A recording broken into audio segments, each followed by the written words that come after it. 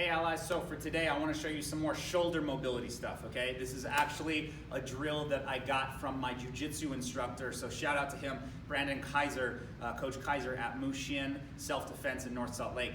This is a warm-up we do before we do our jiu-jitsu and grappling techniques, and it warms up the shoulders and the rotator cuff to prevent injury and increase your mobility. So the first one that we do is, it's called an external rotation of your arm, essentially, and that shoulder joint. So what I want you to do is I want you to pin your elbows to your sides. We do this in class sometimes with resistance bands, but pin your elbows to your sides. I don't want this elbow to move very much at all from the side of your body. And from here, your palms are up and your thumbs are pointing to the sides.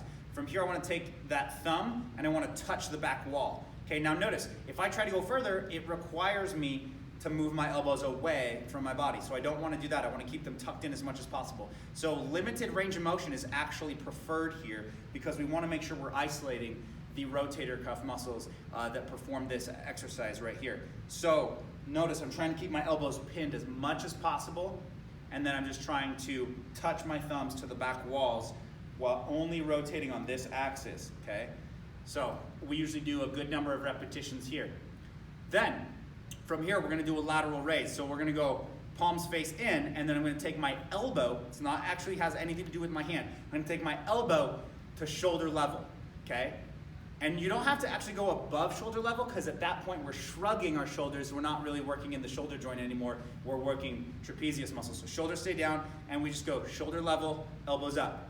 Shoulder level, elbows up, okay? We do repetitions here. Try to touch your elbow to the ceiling, but without shrugging your shoulders. Okay? Then from here, we do that external rotation, but also with an internal rotation. So from here, I'm now going to try to take my knuckles to the back wall. Okay? Creating almost a box with my arms.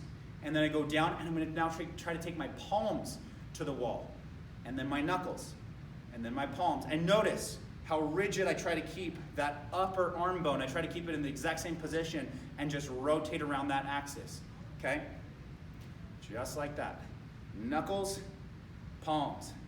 Knuckles, palms. Then from here, we're going to shake that out a little bit, and then I want you to bring your thumbs up towards your collarbones, and then from here, we're going to do an overhead press and clap our hands together. This is where shrugging is okay, and I want you to try to lock out your elbow at the top. So I'm going to push straight up, over my head, lock up my elbows, shrug my shoulder, and touch my hands together overhead as much as possible. Come back down. Actually, you can, to increase your shoulder mobility, you can take your elbows back almost in a rowing position. So you go back, push up.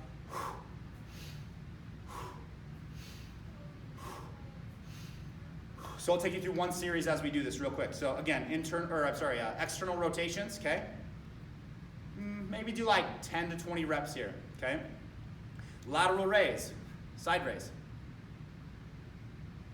Then we've got the box, we've got the external rotation, internal rotation. And then we have the overhead press.